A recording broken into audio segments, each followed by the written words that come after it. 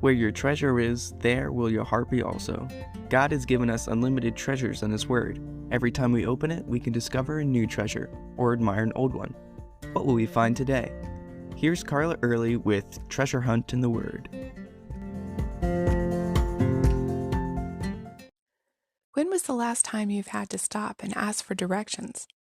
For me, it was Christmas Day 2012, the year before I got a smartphone with GPS and Google Maps. And what did the guy at the gas station do? He got out his smartphone and looked it up for me. My son asked me recently, "What did you do before GPS?" Well, right before that, we could look up directions on the internet, though they weren't always accurate and pretty easy to mess up. I almost ended up driving into a lake in the dark when I tried to follow the directions backwards. Not all that helpful for people with directional dyslexia like me. Before that, we had maps, so we could figure it out for ourselves. Or if you were going a long distance and had AAA, their triptychs were incredibly helpful. But usually you got places by asking directions and following them correctly. In fact, people were considered proud if they wouldn't stop and ask for directions when they got lost. In Jeremiah 6:16, the Lord told Israel, "Stand in the crossroads and look.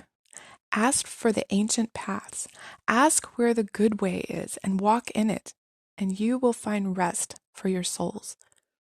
But you said, "We will not walk in it." Now, back then they didn't have GPS or probably even maps.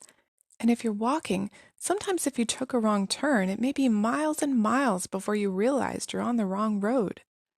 So at a crossroad, you would want to stop, look around, and make sure you were on the right road. And if there was someone around, you'd want to ask them. In our lives, we're liable to just go barreling through an intersection without even looking around. Now that goes for driving as well as in life. We think that we know where we're going, and we head in that direction without a thought of what's around us. We have goals, things to do, people to see, places to go. And that might work in our car, but not quite as well in life. At a crossroad, God encourages us to stop and evaluate. Am I on the right road? Ask for directions. I want to be a godly woman who pleases the Lord. Am I doing that? What road should I take to get there? I can ask my parents, godly friends, spiritual leaders, but even more important, I can ask God Himself and consult His Word. The ancient path, the worn, weather-beaten, good way, we know is straight and narrow. As Jesus says in Matthew 7:13 and 14, "Enter by the narrow gate, for wide is the gate, and broad is the way that leads to destruction. And there are many who go in by it. But narrow is the gate, and difficult is the way which leads to life, and there are few who find it."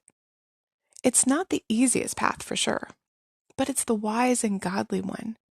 It's probably not the one the rest of the crowd is taking. But if our goal is to be godly and more like Christ, we shouldn't be following them anyway. The Lord says if we follow the godly path, we will find rest for our souls, peace. Like Jesus promised in Matthew 11:28 and 29, when He said, "Come to me, all you who labor and are heavy laden, and I will give you rest. Take my yoke upon you and learn from me, for I am gentle and lowly in heart, and you will find rest for your souls."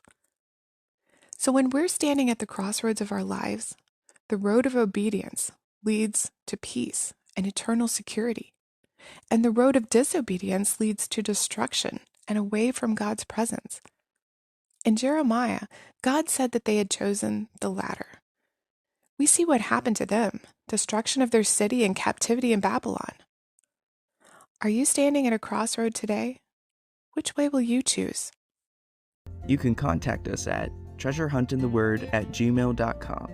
We'd love to hear the treasures God has given you through His Word. You can listen to other episodes at our website, which you can find in the description below. Thanks for listening, and remember, where your treasure is, there will your heart be also.